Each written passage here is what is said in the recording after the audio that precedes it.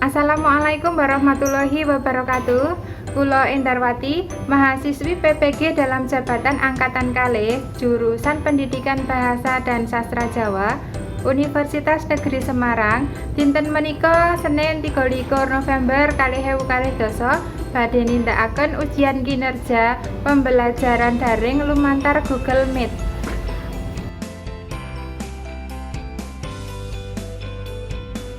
Kontine rangkaian pembelajaran daring badhe kula andharaken lumantar video sakmenika.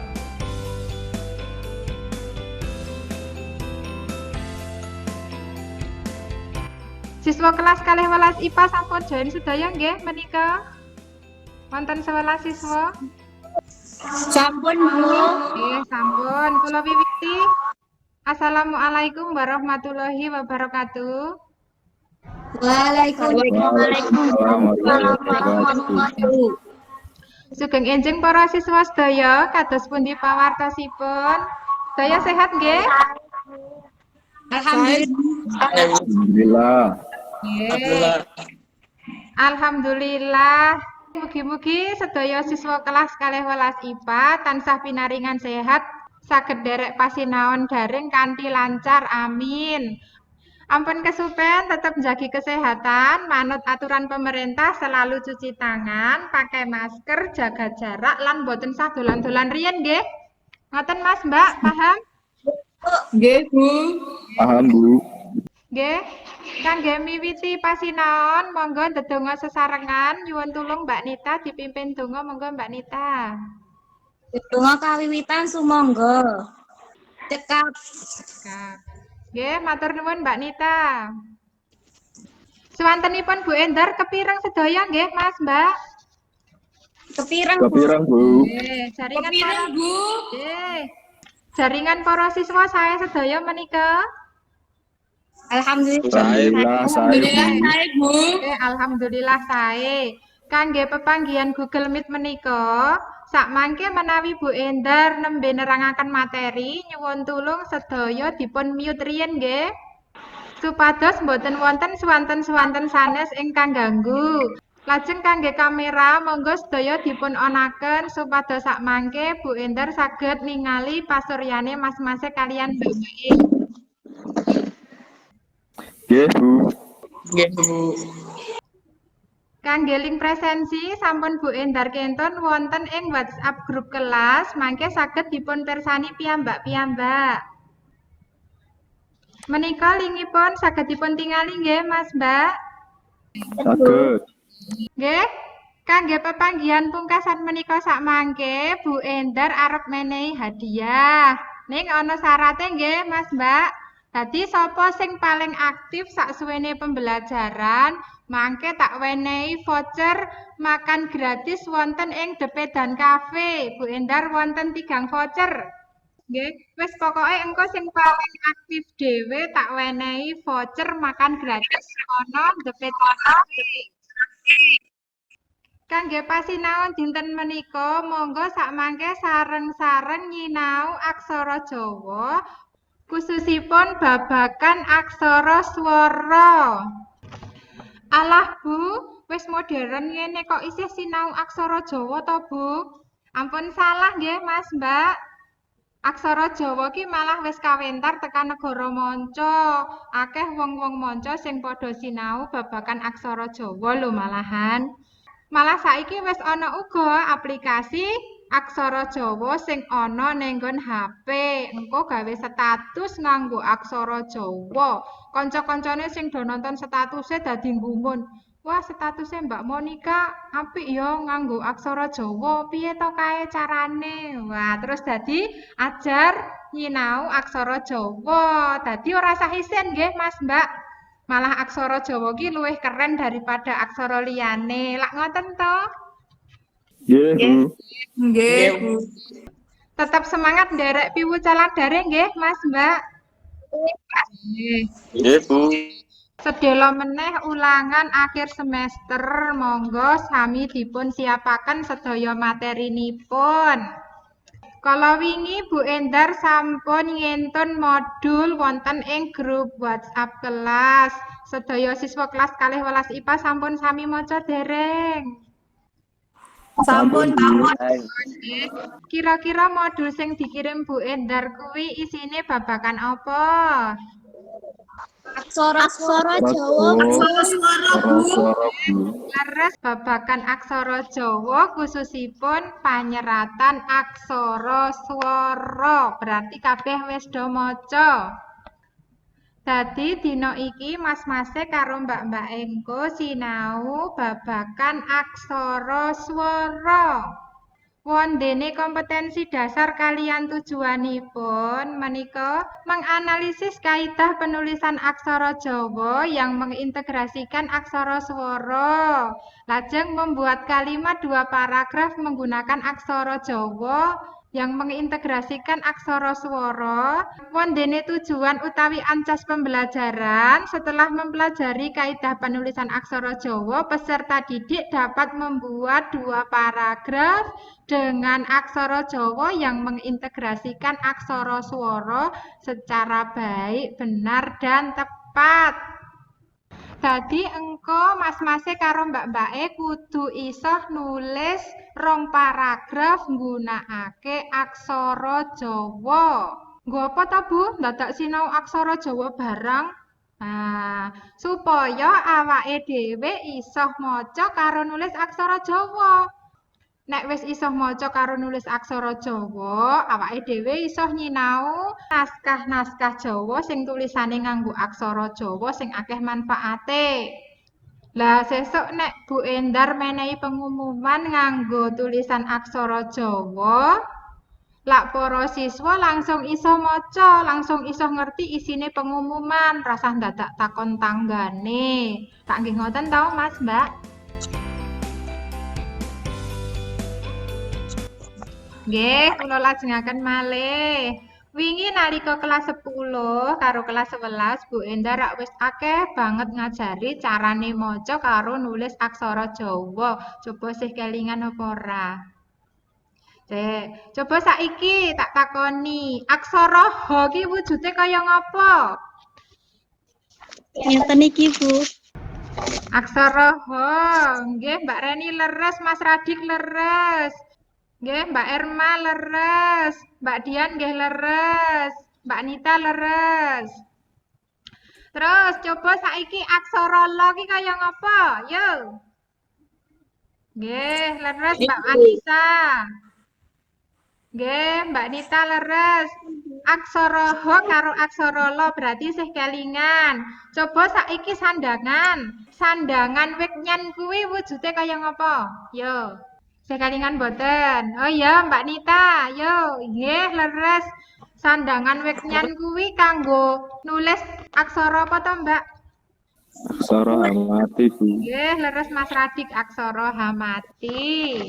Coba saiki tembung makna tulisan nganggo aksara Jawa, tulisannya kaya ngapa? Yo. Bu. Nggih, kaya ngapa? Oh, nggih, leres Mbak Nita. Sinten malih? Nggih, leres Mas Andra. Berarti tesih kemutan sedaya nggih? Nggih Bu, insyaallah. Kangge pepanggihan menika Bu Endar arep nerangke babagan aksara swara. Aksara swara ing basa Indonesia kuwi diarani huruf vokal. Coba huruf vokal kuwi cacahe ana pira? 5. Gangsal. Enten gangsal. Apa wae coba? A I U E O. AIWO. Nggih, leres wonten gangsal A I U E O. Sakmenika Bu Endar badhe ngandharaken paugeran panyeratan aksara swara lumantar video pembelajaran. Monggo dipun semak sakmangke menawi wonten ingkang dereng dipun pahami saged diskusi sesarengan. Ngoten nggih? Nggih, Bu. Bu Endar share screen ketinggal, Mbak. Ketinggal. Ya Bu. Nggih, ketinggal, Bu. Kepireng swantenipun? Kepireng. Nggih. Monggo dipun semak riyen.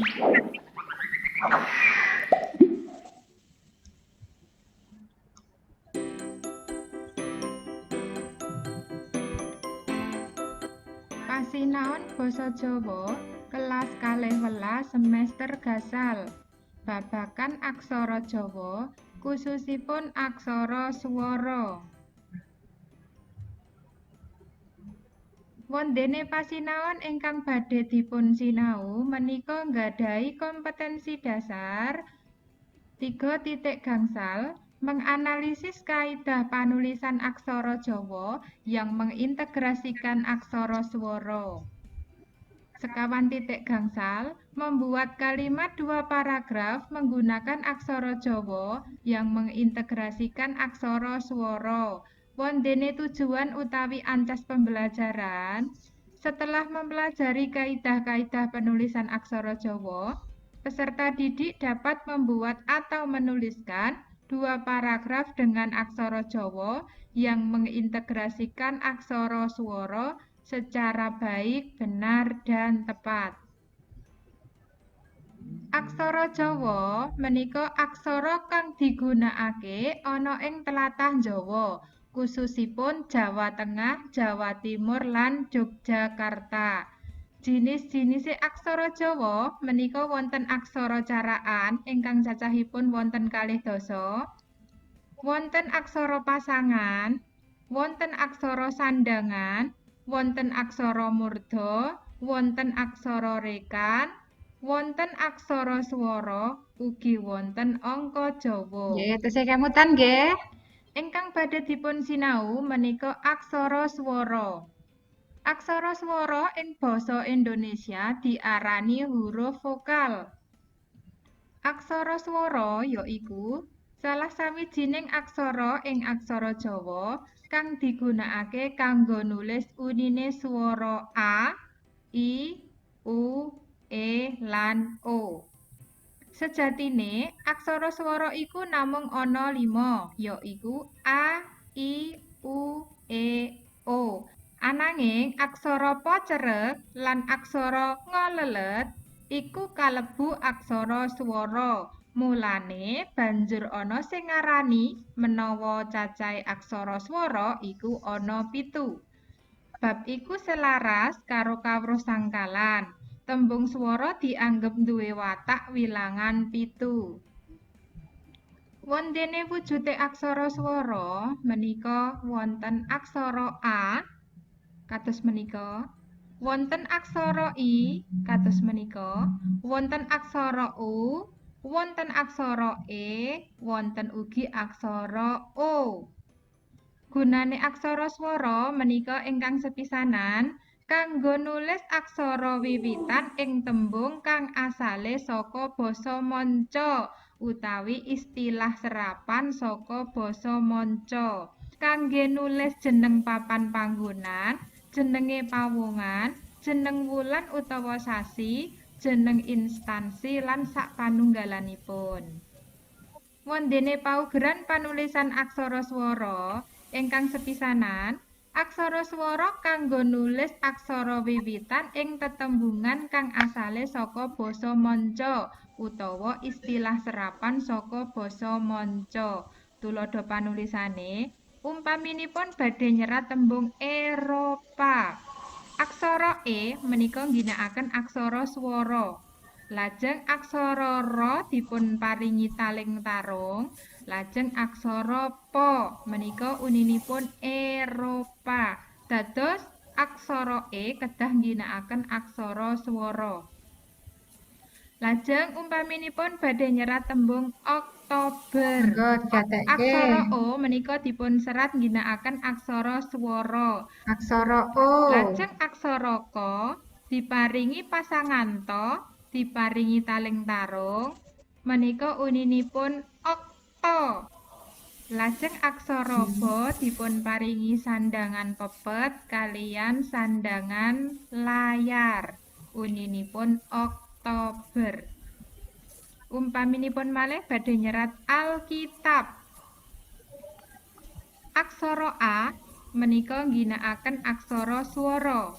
Lajeng aksara La dipun paringi pasangan Ka, dipun paringi sandangan wulu, dijejerke aksara Ta, aksara Ba dipun pangku. Menika uninipun Alkitab. Paham menika para siswa? Paham panyerapan? Paham, Bu. Nggih. Lajeng nggih, Paham. nggih, Paham, lanjutke Bu. malih nggih, disemak.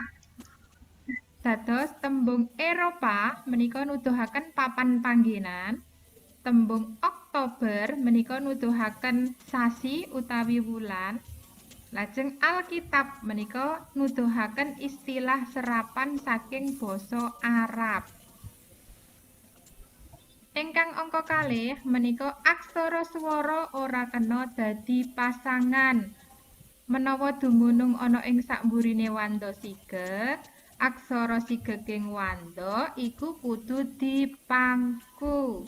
Tuladhanipun panulisan, umpaminipun badhe nyerat tembung wulan April. Aksara wa disuku, aksara la, aksara na.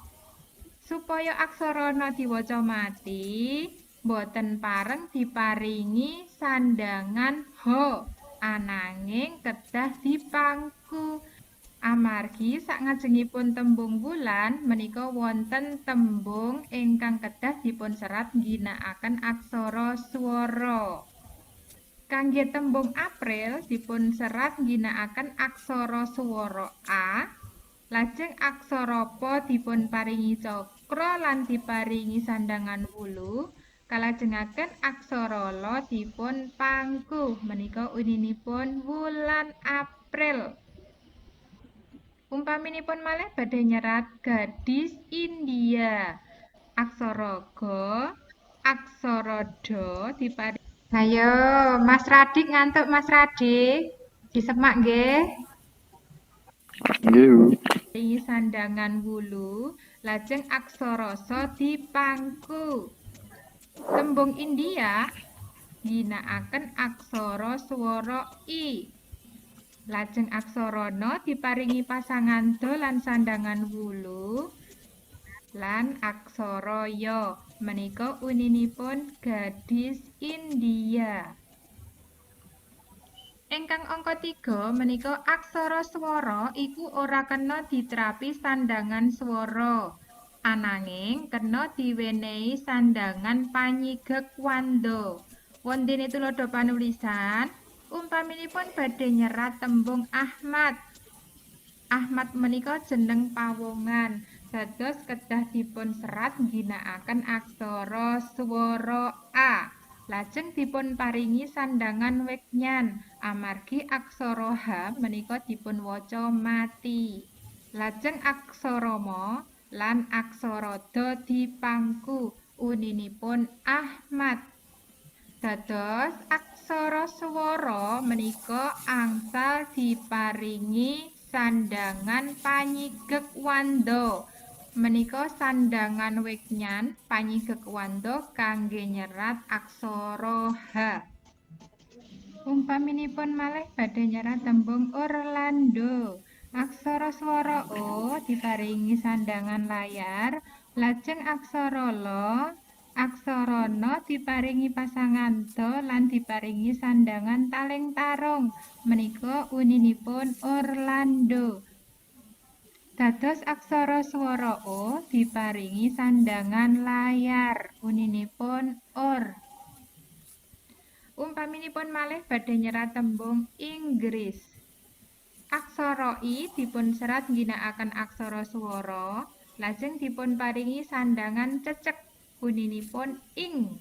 Lajeng aksara Ga dipun paringi cakra lan dipun paringi sandangan wulu. Lajeng aksara Sa dipangku. Menika uninipun Inggris. Dados aksara swara menika saged diparingi sandangan panyigek wanda, ananging boten ngarep diparingi sandangan swara. Ngoten nggih, Mas, Mbak? Nggih. Lanjut malih. Menika uninipun Inggris. Matur nuwun.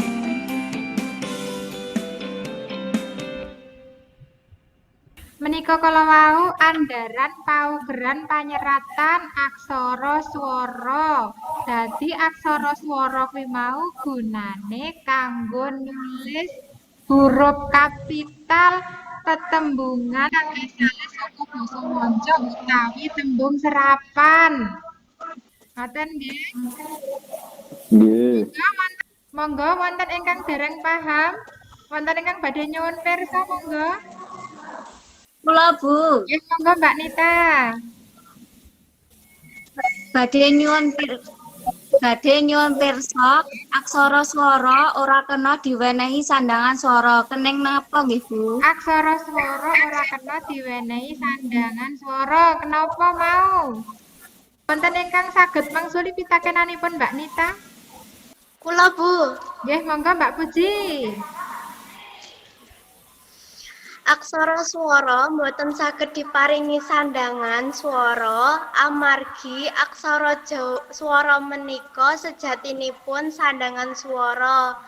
Ananging wujudipun aksara dados mboten saged dipun paringi sandangan swara. Nggih, leres sanget Mbak Puji. Dados aksara swara iku ora kena diwenehi sandangan swara. Amarga aksara swara kuwi mau unine padha karo sandangan swara. Dadi ora kena disandingke. Ngoten nggih Mas Mbak. Engko nek aksara swara A dikei sandangan U, terus unine apa engko? Nah, aksara swara U dikei sandangan I, engko unine piye terusan? Ngoten nggih, dados aksara swara kuwi mau madeg dhewe. Menawa diwenehi sandangan, isone mung diwenehi sandangan panyigek wanda. Wonten pitakenan malih? Ampun Bu, mboten. Ampun, mboten wonten. Mboten Bu. Menawi mboten wonten pitakenan, Bu Endar saiki arep takon genti. Mau anggenipun mas-mase kalian mbak-mbake nyemak video pembelajaran ki do mudeng ora to? Saiki tak takoni. Saiki coba tembungi imunisasi tulisan nganggo aksara Jawa. Oh, sing iso mangsuli sik-sikan tak wenehi voucher. Nah, voucher masih menanti nggih. Monggo. Ya, sapa sing wis rampung? Kula Bu niki. Nggih, Mbak Nita. Nggih, leres Mbak Nita. Dados wangsulane ingkang bener menika aksara I ngginakaken aksara murda. Ngoten nggih, Mas Mbak? Nggih. Nggih, terus coba tembung anakku ditulis nganggo aksara Jawa. Monggo. Mengke ingkang bener wangsulane tak wenehi voucher makan gratis. Sinten ingkang sampun? Monggo. Iki Bu. Nggih, monggo Mas Radik. Kira-kira jawabane Mas Radik kuwi salah apa bener, Mas Mbak? Salah Bu. Nggih. Wangsulanipun Mas Radik lepat nggih amargi ngginakaken aksara swara. Nggih, Mas Radik. Nggih Bu. Kira-kira tembung anakku iki kudune nganggo aksara swara apa udu? Sanes Bu. Sanes. Nggih, sanes. Ingkang leres menika ngginakaken aksara napa? Aksara caraan biasa Bu. Aksara caraan biasa. Sapa sing iso mangsuli? Sing bener kaya ngapa? Kula Bu. Nggih, Mbak Dian cobi kados napa? Anakku nggih leres. Ingkang leres menika wangsulanipun Mbak Dian nggih. Nggih, dados menika nggih panyeratanipun anakku. Sampun paham sedaya? Sedaya? Nggih, Nggih. Ampun. Imunisasi menika kalebet tembung saka basa manca, dadi kudu nganggo aksara swara. Menawa tembung anakku iki rak tembung biasa, dadine ora nganggo aksara swara, ngoten nggih? Paham Mas Mbak? Coba saiki sing pungkasan tembung macan Asia ditulis nganggo aksara Jawa yo. Wis rampung? Sapa sing arep mangsuli? Oh nggih, Mbak Irma monggo. Macan Asia nggih leres Mbak Irma. Dados aksara none dipangku nggih. Nggih, menika wangsulan ingkang leres. Kados wau ngene Mbak Irma dados aksara no kedah dipangku. Ngoten nggih Mas Mbak, paham sedaya? Nggih. Dados sedaya sampun sami paham babagan paugeran panyeratan aksara swara nggih? Nggih.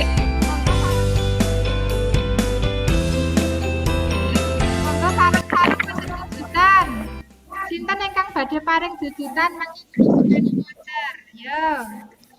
Sinten ingkang badhe paring dudutan? Voucher tasih menanti nggih. Monggo. Kula Nggih, monggo Mbak Nita. Wah, ket mau Mbak Nita terus engko sing oleh voucher Mbak Nita iki. Monggo Mbak. aksara iku cacahe ana 5, yaiku aksara A, I, U, E, O. Nggih, aksara swara 05 A I U E O. Monggo sanese. Aksara swara iku gunane kanggo nulis tetembungan saka basa manca. Nggih. Aksara swara iku gunane kanggo nulis tetembungan saka basa manca. Wonten malih ingkang badhe paring dudutan? Aksara swara ora kena didadekke pasangan. Nggih, aksara swara ora kena didadekake pasangan. Leres. Saged dipun pendhet dudutan bilih aksara swara kuwi cacahe ana 5. A, I, U, E, O. Gunane kanggo nulis tembung serapan saka basa manca. Lajeng aksara swara iku ora duwe pasangan. Sampun paham sedaya nggih, Mas Mbak? Nggih, sampun Bu. Menawi sampun paham sedaya, sakmangke kula sukani gladhen lumantar Google Classroom. Mangke linkipun kula kenton lumantar WhatsApp grup kelas. Gladhenipun menika wonten kalih, setunggal gladhen pengetahuan, kalih gladhen keterampilan. Monggo mangke bibar Google Meet menika saged dipun bikak lan dipun wangsuli. Kula tenggo dumugi jam 3 sonten nggih mangke gladhenipun Mas Mbak. Nggih, Bu. Dados mangke bibar asar saged dipun kenton. Dados mangke maksimal bibar asar nggih. Nggih, Bu. Nggih saderengipun Bu Endar pungkasi, coba saiki kira-kira refleksi apa sing iso dijupuk saka pembelajaran Google Meet iki? Pembelajaran menyenangkan Bu. Amargi wonten hadiahe. Benjing menawi pelajaran malih diparingi hadiah malih nggih Bu. Malah kowe iki gur hadiah wae. Nggih Mas Radik mboten napa-napa. Pembelajarane menarik mergo eneng hadiahe. Nggih, didongake mawon muga-muga Bu Endar rezekine tambah lancar, tambah kathah barokah saged maringi hadiah malih. Amin. Monggo wonten malih ingkang badhe maringi refleksi. Pembelajaran menarik dan menantang Bu, amargi ndadak pados sinyal sae, padahal ngen kula pelosok susah sinyal. Oh, nggih. Babakan sinyal nggih Mbak Erma nggih menika amargi kawontenan Mbak. Mugi-mugi coronane ndang ilang sesuk pembelajarane luring, mboten sah daring malih. Ngaten nggih. Gandeng wekdal pepanggihan sampun cekap, saiki tak umumke sapa sing oleh hadiah voucher makan gratis. 3 nggih. Sing mau kira-kira paling aktif dhewe miturut Bu Endar setunggal Mbak Nita. Makasih, Bu. Selamat Mbak Nita. Terus sing nomor kalih Mas Radik pikantuk voucher. Alhamdulillah, matur nuwun. Lajeng ingkang nomor 3 ingkang pikantuk voucher menika Mbak Erma. Selamat nggih Mbak Erma. APD. Sing oleh voucher Mbak Nita, Mas Radik, Mbak Erma. Niki wonten ingkang sampun medal mbok menawi sinyalipun ical nggih. Mangke saged dipun bantu lumantar WA grup kelas. Nggih. Nggih, kangge voucher benjing saged dipun pendhet nalika Bu Endar WFO wonten sekolahan nggih, Mas Mbak. Benjing madosi Bu Endar. Nggih. Kangge pepanggihan Google Meet menika kula kinten cekap. Monggo dipun lajengaken mangsuli gladhen lumantar Google Classroom. Nggih, kangge mungkasi pepanggihan Google Meet dinten menika, monggo nyuwun tulung Mas Radik mimpin donga, Mas. Nggih. Didengo kawiwitan. Cekap. Nggih, matur nuwun Mas Radik, kula pungkasi. Wassalamualaikum warahmatullahi wabarakatuh. Waalaikumsalam.